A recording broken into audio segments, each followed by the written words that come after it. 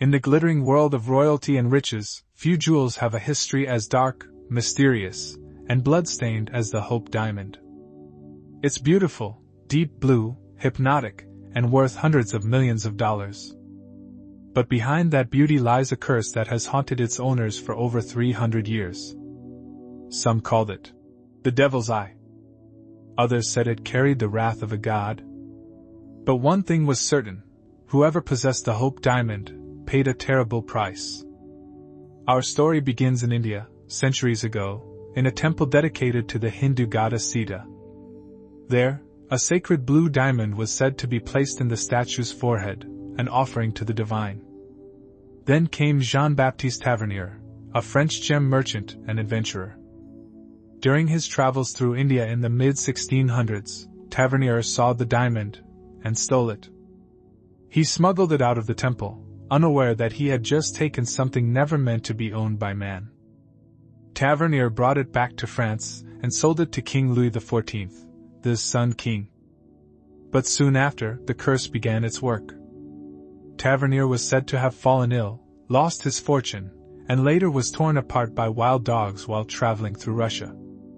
No one knows if it's true, but it was only the beginning. Louis XIV had the diamond cut and polished into a magnificent jewel weighing 67 carats, known as the French blue. He wore it proudly, but his luck soon turned. Louis XIV's kingdom was struck by famine and disease. He himself died in misery, and nearly all of his children died before him. After his death, the diamond passed to King Louis XVI and Queen Marie Antoinette, and their fate, as you know, was far worse.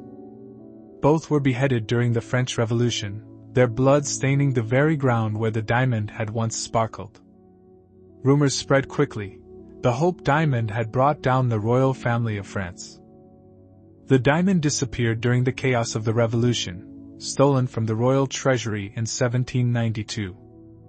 For decades it was lost, until it resurfaced in London around 1830, now recut and renamed the Hope Diamond, after its new owner, Henry Philip Hope. Hope was one of the richest men in England, but his family line met a slow downfall. His descendants quarreled over the diamond, lost their wealth, and eventually went bankrupt. Fast forward to the early 1900s. The Hope Diamond is sold to a flamboyant American socialite, Evelyn Walsh McLean, the wife of a newspaper tycoon. She adored the diamond. She wore it to parties, even let her dog wear it around the house. But tragedy followed her like a shadow. Her mother-in-law died suddenly. Her son was killed in a car accident.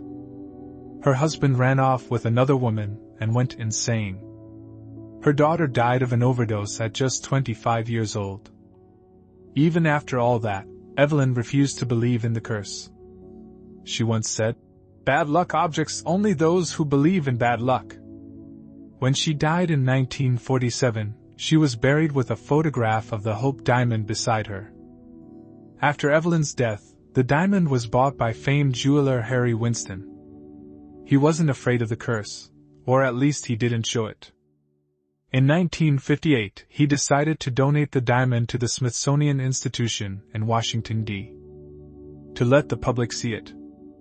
But how he sent it shocked everyone. He mailed it. Through ordinary postal service. The package arrived safely, but not without its own dark twist.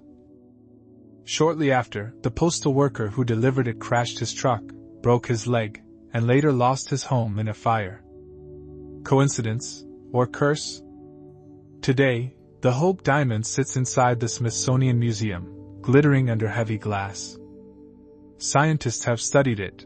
It's a 52-carat rare blue diamond formed deep within the Earth's mantle, containing trace amounts of boron that give it its unique color.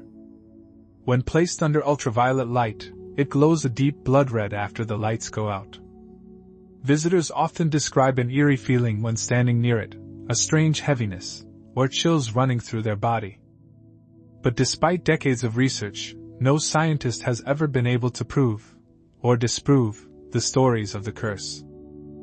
Over the centuries, the diamond's alleged victims included Prince Ivan Kanatovsky, who gave it to an actress, both later killed violently. Wilhelm Fals, a Dutch jeweler, murdered by his own son. Sultan Abdul Hamid of Turkey, who owned it, his empire collapsed soon after. Not every story is confirmed, but there are too many to ignore. The Smithsonian still owns the Hope Diamond today. It sits motionless behind thick glass, admired by millions, but some say the curse remains active, just waiting for its next true owner. And maybe that's the lesson of the Hope Diamond. That some treasures are not meant to be possessed. Because sometimes beauty is just another form of punishment. They say every sparkle of the Hope Diamond carries a soul it took. From kings to commoners, every hand that touched it left the world in ruin. So next time you see a jewel that glitters too perfectly, remember, some legends don't fade. They live on, shining and waiting. This was The Curse of the Hope Diamond. Subscribe to True Mystery Vault, where real mysteries never rest.